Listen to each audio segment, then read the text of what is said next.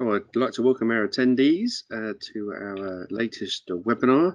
This Key Insights webinar is looking at Technology, Ethics and Society 2018. This is based on the feedback that we got in a new section of the Digital Leaders Survey that we did at the end of last year, which we published early this year. We haven't before asked questions on ethics. This time we did. And also this year, our incoming president, or our new president, Chris Rees, is making this a matter of import for the society. So as I just put up on the screen there, we will be having facilitated Q&A at the end. Actually, what happens in practice is that people can put questions in as we go. Perhaps myself and my guest will pick those up as we go, or we'll do them at the end. But feel free to use the functionality. The little orange button on the software there, if you just press that, you'll see a little list of I'm struggling for words. A little list of things that you can do. One of them is questions. You can just put a question directly into that.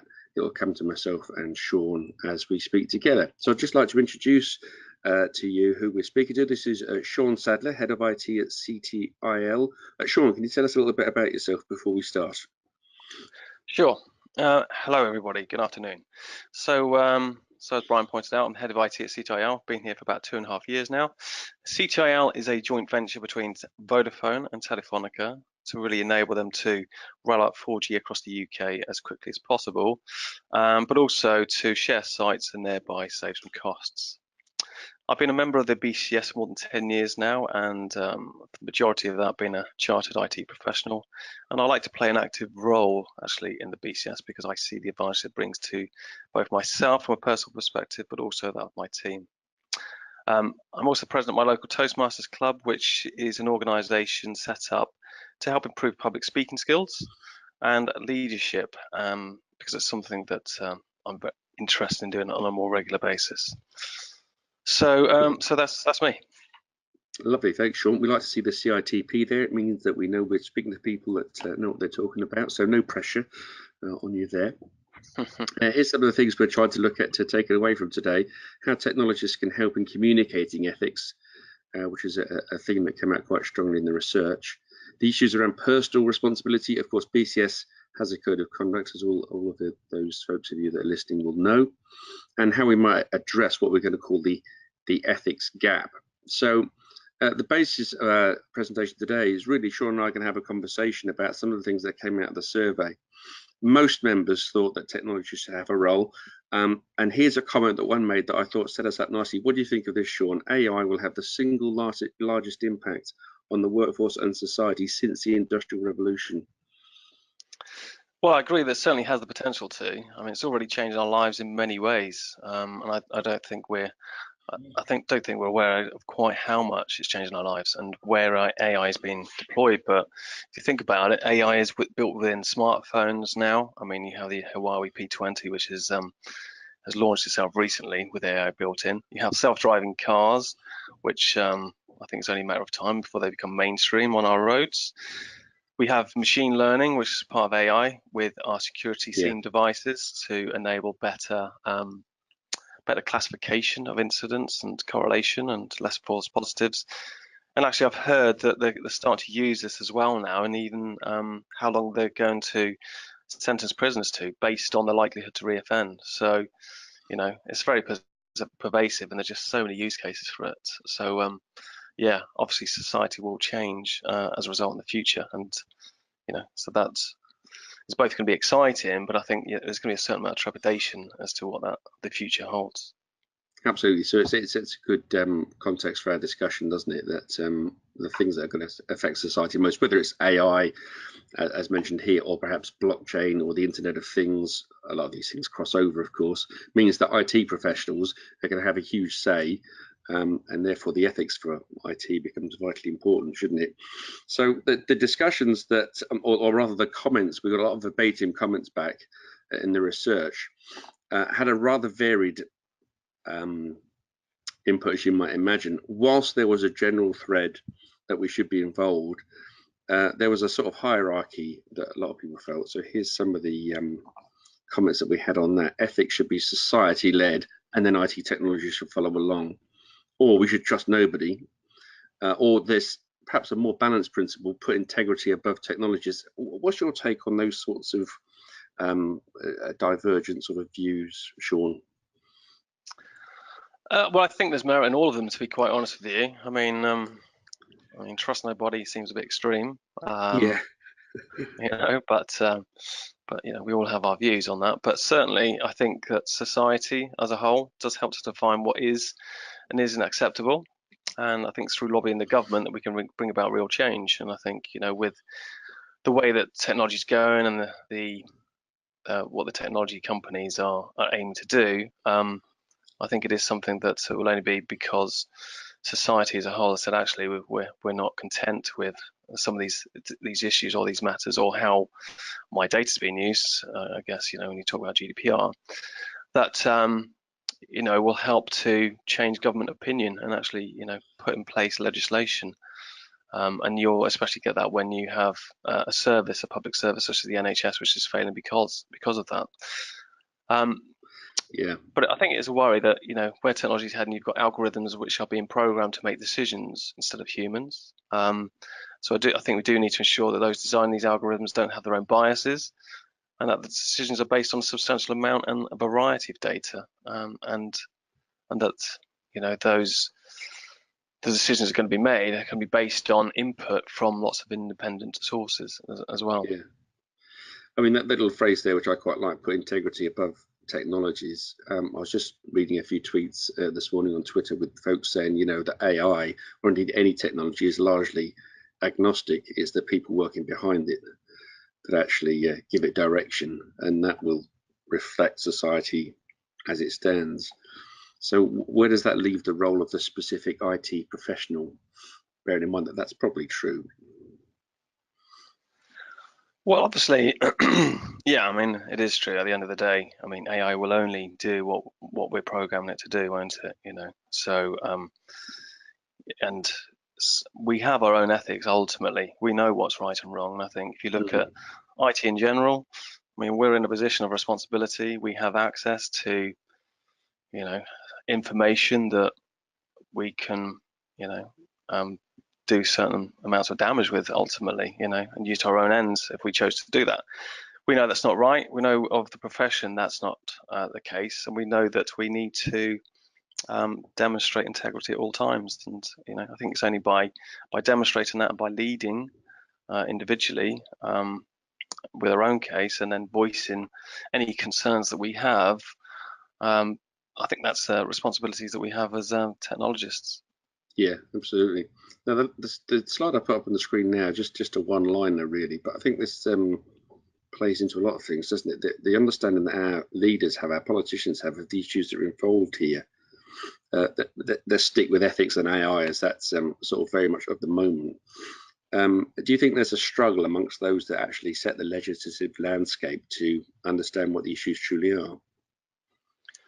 Well, yeah, at the end of the day, I look at politicians as sort of generalists, aren't they? They try to know a little bit about everything, but ultimately, they lack the detail that you need when it concerns issues such as this. And I think it's only by being fed by professionals such as ourselves, and through the likes of professional bodies such as the BCS, to make them aware of the issues and the changes or the legislation or the ethics that need to be concerned, that really the politicians can gain a grasp of the importance of actually some of the legislation that needs to happen.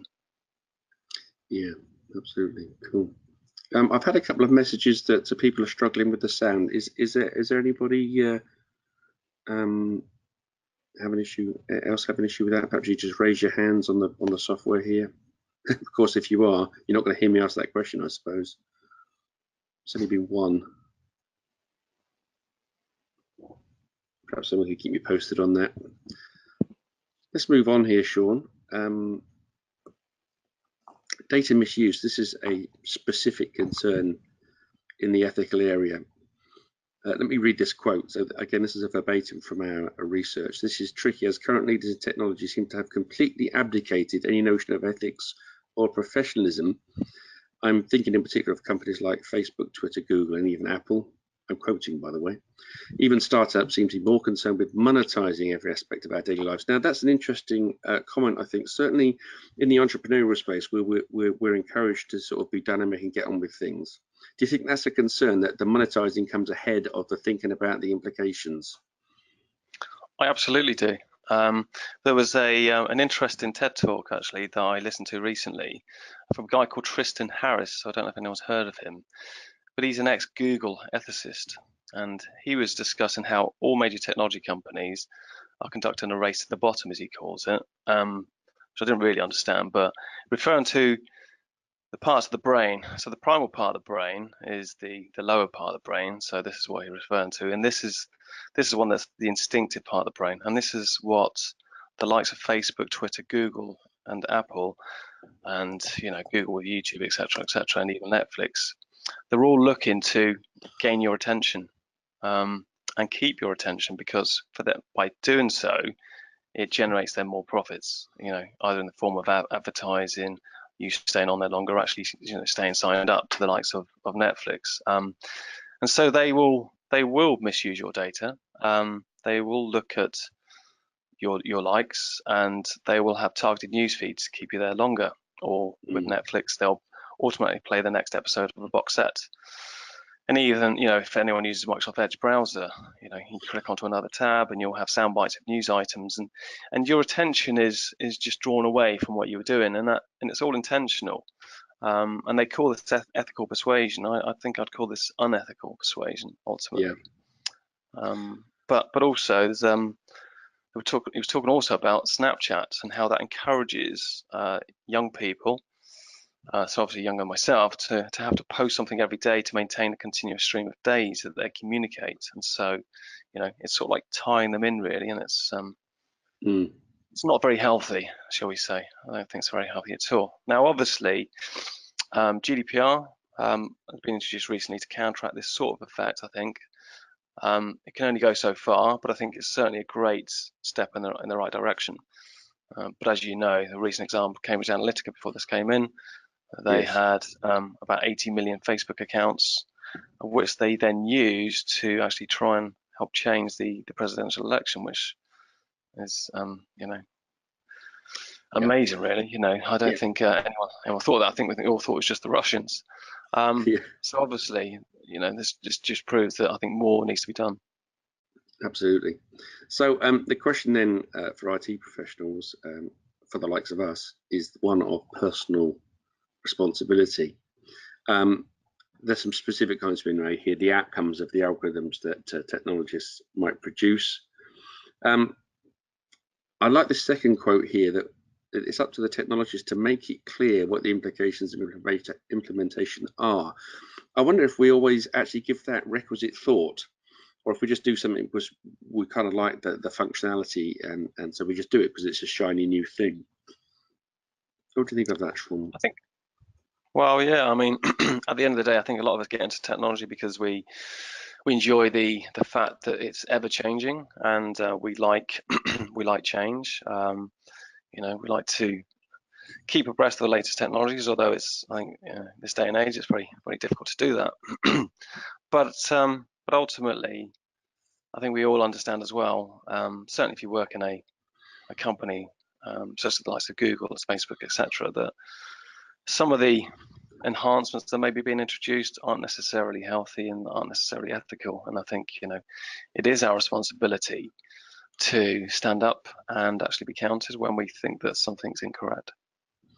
Do you think BCS gives enough backing to our professionals? This is what we're here for, really, isn't it? To give professionals a solid base, because actually, as the last quote here kind of sums up some of the things we're discussing in this strand, doesn't it? That it's people that offend against ethics, technology is neutral.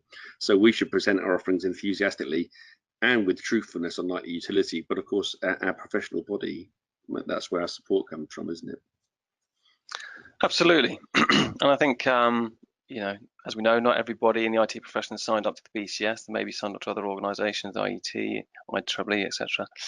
But I think, certainly BCS represents us well. I think, I don't know what sort of collaboration the BCS has with other organisations on this, on ethics. And, it's the first formal sort of discussion I've heard on ethics. So, it might not necessarily be the first time that's happened, but I think there obviously needs to be more promotion of this area, the concerns, and I think it's then sharing those concerns with the government ultimately. So let's deal with questions as they come in. Actually, so Carol Long was just sent a question in. Most of the time, techies like research scientists won't know the use their work will be put to. I think that's quite a valid point. Yeah, I think it is, but I think it's also a case of we can all say that we don't know what something else is being used for. We're just told to do our job, if you know what I mean. But I don't think there's any harm in us asking questions about, okay, so what is the aim of this, the research that I'm having to do for you? What is the outcome we're looking to achieve? And I think from that, then we can keep ourselves honest, can't we, at the end of the day, and make decisions based on our own ethics. Carol's just told me she's a fellow, which is lovely to hear, working with the IEEE on ethics standards, so she knows what she's talking about. David Sturt makes an interesting point here, Sean. Being first to market is commercially important, so ethical and security considerations are often secondary. Why would a commercial entity worry about ethics and security if their product is not successful? If their product is not successful, did you say? Yeah. Actually, either way, perhaps either way, quite frankly, if it is successful, perhaps they're less worried as well. Well, it was interesting actually. Well, and this is where, at the end of the day, technology companies don't really care, do they? It is the bottom line that drives the behaviour. But also, there are there's legislations, regulations, everything else that everyone has to abide by. And as I say, I think GDPR is a good step in the right direction. But I think more needs to be done to actually vocalize the concerns in the industry. And as I said, Tristan Harris, working at Google at the time, and actually, he had a bit of a conscience there and realized actually some of the stuff that they were doing there wasn't necessarily ethical. And so he took a stand. He, I think he voiced his opinion to about 10 people within the organization, and it actually went viral. And so they've actually made some changes as a result of that. So I've moved on to our suggestion slide here. So again, these are comments that came in via the research. First of all, BCS aspirations that we should aspire to emulate the medical and law councils. That's a fair point. Of course, we don't have a professional standard in quite the same way as medical and law practitioners do, but certainly authoritative commenting should be part of it. That's the sort of thing we're trying to do with these kind of discussions, of course. What do you think of this second point here about BCS's role, Sean? This commenter said there are few people in the industry who carry the role of human technology interface. We need a new role to do the communicating. Do we, or do we just need to communicate a little bit more effectively? I think it's like anything. You look at the advances in digitization, and we had roles that sort of sprung up that we never had before. You've got chief digital officer and chief data officer, and all these things reflect, I guess, the changes with technology. And I don't see this as a bad idea. I think I obviously don't quite understand what a human technology interface would do as such, but from my perspective, anyone that can really help to communicate on behalf of the industry some of the concerns that we have, and how individuals can be protected in better ways, and actually lead to better practice being employed by technology companies, then that can only be a good thing. Yeah. This last suggestion here, reflecting BCS's views on collaboration, technology should be a part of a multidisciplinary group, including philosophers, social scientists, technologists, and academics. Now, for me, that might be the sort of group that could look a little bit further down the line, as per Carol's comment, to perhaps try and work on what some of the implications of what we do might be. What's your view on that sort of approach? Well, I think at the end of the day, we all have our specializations, things that we're good at, but we all look at things from our perspective. So, I think it's absolutely vital to actually have a multidisciplinary group where you can get certain different aspects really when it goes to making judgments and decisions. So, and it may not be limited to just these people, philosophers, social scientists, technologists, etc. But certainly that would be a good start. So here's another little comment, David, who commented to us earlier, just saying that successful companies can bolt on ethics and security, whereas if they fail, they've got no need. Here's a question he poses, though. Is being ethical a selling point for a product at the moment? If not, how do we change that?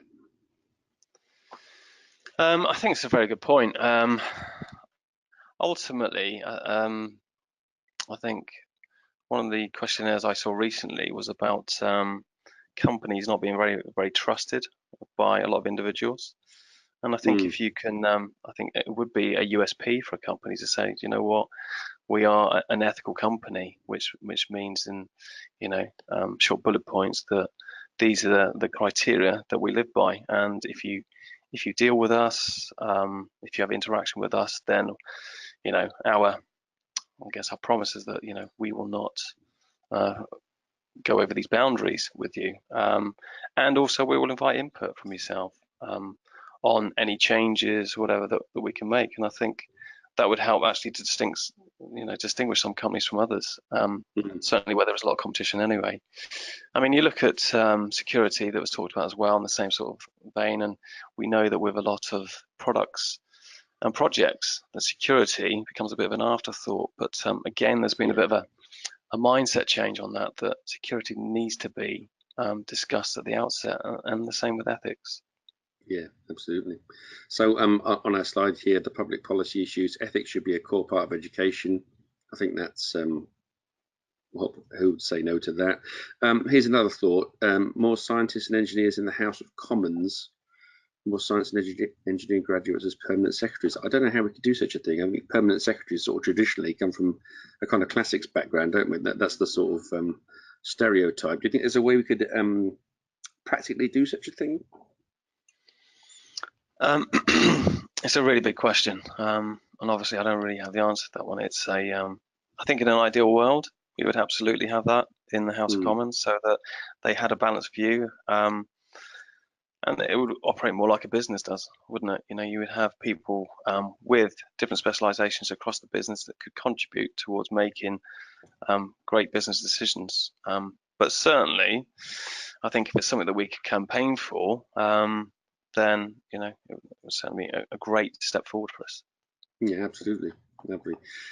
That's the main points that we had come out of the research. We've had a few questions in. If anyone's got any more questions, please send them in now. We've just got a few minutes left chatting to Sean. In the conclusion slide, Sean, I've just put one thing really, as we were having our conversation before. We need to play our part as IT professionals in the ethical discussion. I suppose let's just relook over where that should happen. I think your point about security is valid, that security used to be a bolt-on. And that was the sort of almost the mindset of IT, wasn't it? Let's come up with something interesting, then we'll bolt security on afterwards. Now that's certainly more of the more in the beginning stages of any project we think about security. Ethics should be in the same place, you feel? Yeah, I absolutely do. I think I think it's already been discussed.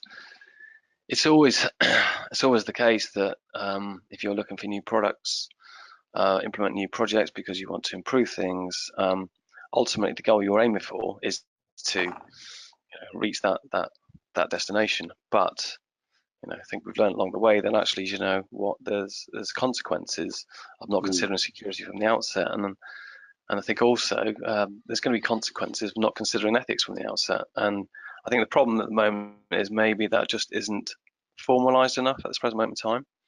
And so I think we need to formalize ethics, because ethics will mean one thing to one person and something totally different to another. So it is, I think, in a lot of cases, let's formalize what ethics means.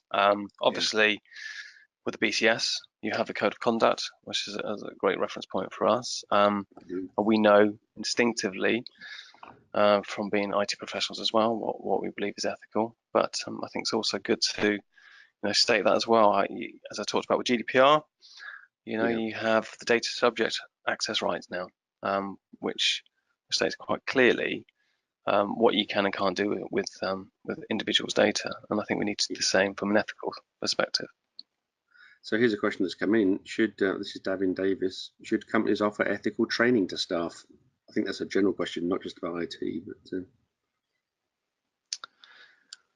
Well, it's I don't think it's a bad thing. I mean, the problem you're always going to have is that staff need to get up and running as soon as possible when they first join a company.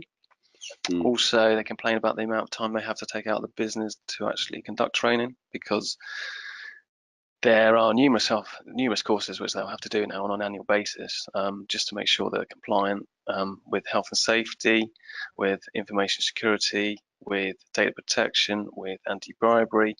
So, certainly I would be in favour of sitting alongside those, but I guess it's just a case of the company seeing the value in that. Yeah, absolutely.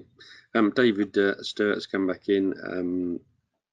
It's tricky to have open discussions if society tends to be secretive and government is closed. I think that's probably a larger subject that we can cover.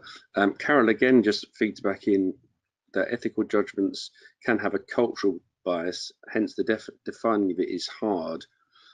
I think that's an absolute excellent point. And actually over this next year, as we have the special focus on particularly AI and ethics through Chris Rees as our president, I'm sure we'll be discussing some of those issues. Abu Ghazi has sent a question in for us. As you have mentioned about the consequences of the utilization of big data, for instance, Cambridge Analytica, what are the recommendations we should follow as the big data toolkits improve our analysis through the huge amount of data that we have? Do we have, I suppose maybe that comes under our code of conduct in general sense, does it? Are there more specifics we should have for the big data toolkits that we have now?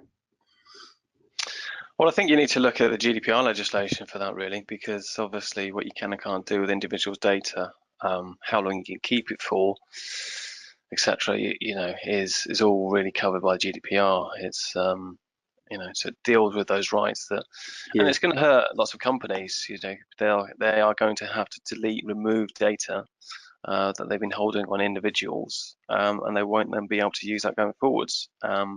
So that will have a similar effect on big data, and obviously the value that can bring. But I think it's a necessary thing. But I do think that organisations, if they haven't already considered that, need to consider that where they are holding individual data, which they don't have permission to do so, then they need to remove it as soon as. Yeah, cool.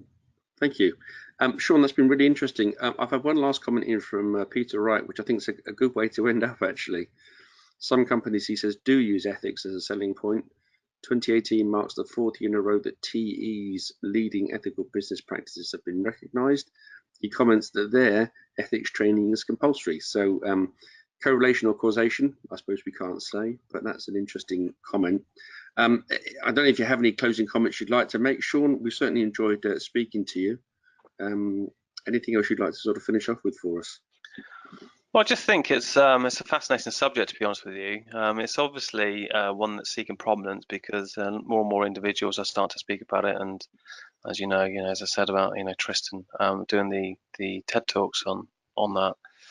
And I just think in a broader sense, we just need to employ professional ethics because of the impact our actions will have on a society as a whole. And so I think we really need to take the lead on that.